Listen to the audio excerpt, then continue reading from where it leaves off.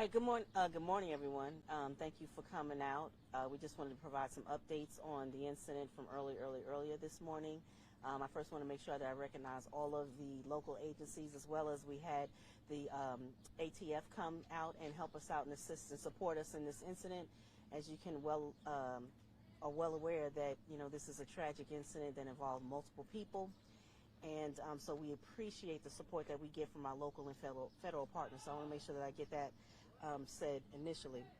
But this morning at 2:42 in the morning, CPD units responded to the 2100 block of McAllen at the nearby nightclub on a report of a shooting. And once on the scene, they encountered multiple victims and began rendering aid, as well as working to secure the scene. At this time, we can confirm 14 gunshot victims and 3 victims that were struck by vehicles that were attempting to flee the scene. 3 fatalities have been confirmed, 2 of which are related to gunshot wounds, and 1 of which is related to injuries sustained after being struck by a vehicle. Several victims remain in critical condition. The victims are both male and female. 16 of them are adults and 1 is a juvenile. Right now, as you can already assume that this is a very complex situation. We're trying to determine exactly what happened and what led up to this taking place. And at this time, we do believe that it is an isolated incident specific to this occurrence last night.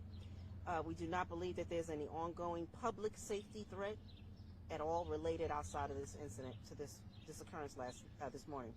We ask that anyone with information related to the incident, regardless of how small and insignificant you may think that it is, to please reach out to us. The homicide investigators can be reached at 423-643-5100.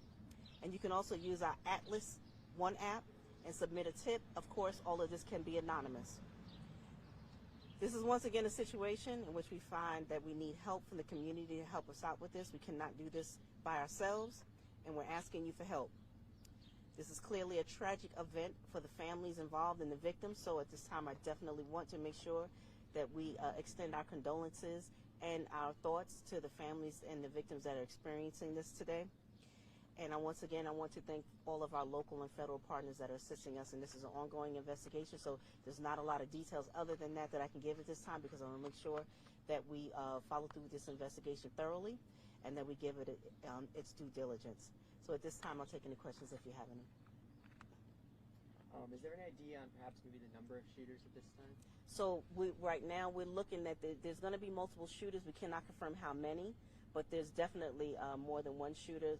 So I don't want to confirm the exact amount, but there looks like there will be multiple shooters. Don't have the exact amount yet because we're still combing through evidence, looking at video and evidence that was left on the scene. Are any other shooters in custody or? No.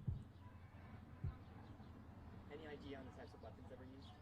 Right now, that's still, in the infancy stages of the investigation. We're looking through that as well. It's still early on, so I want them to just take their time and make sure that they, carry on with the detail that they need to do for something as significant as this. Will the investigation that's going on right now over at Macaulay Street, will that pull away security from Riverbend today? No, ma'am. We relieved all of the people that had to stay over a little bit this morning for that event. We should have them out, and if there are any less, it's going to be so insignificant. We really had a good success with the event so far, so I believe that we will continue to have success with Riverbend today. I don't see that as at all a safety measure at this point, and I'm not concerned about deviating from the security plan that we've had thus far. The big shooting last weekend, or last night, or this morning's shooting, how do we make sure to prevent this going forward? Well, I have a problem with, what I ask for the public's help as well. If you live near, or if you observe, even if you're driving by establishments, just call 911 and say, hey, there's crowds. We want to make sure we monitor the street stunts with vehicles, those type of things. So all of these things hit social media, and we do monitor that as much as we can. But, just anonymous tips from the public letting us know, there's something going on, and, because these things escalate so quickly and swiftly as we see. And these are the things that would help us if we can get those tips as well prior to, so that we can mitigate this situation in the future. Is it too early to discuss on if there's gang connection with it?